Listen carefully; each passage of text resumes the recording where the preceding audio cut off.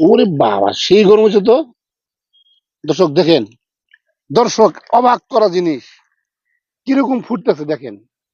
এটা কেউ বিশ্বাস করবে না যে রোদের ভিতর তেল এই পরিমাণ গরম হয়। এখন আমরা বিশ্বাস করতে বাধ্য হয়েছি, কারণ আমরা আছি ছাদের উপরে। আমাদের শরীরে যে ঘাম বেরোচ্ছে, এমনকি এরকম তেলের মতো টক বক করতেছে আমাদের মগজ। দেখেন দর্শক, আপনাদেরকে দেখাচ্ছি। মাছটা একটু উল্টিয়ে দেই। আমি তো অবিশ্বাস করে ফেলেছি, এত গরম হবে জানতেই পারিনি।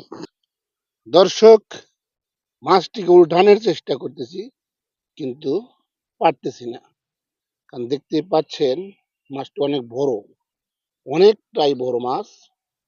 তো এটা এইদিকে, আর মাছ লাভ দিস না।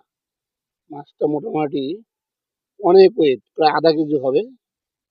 তো যাই হোক, এটা হলো কই মাছ। দর্শক,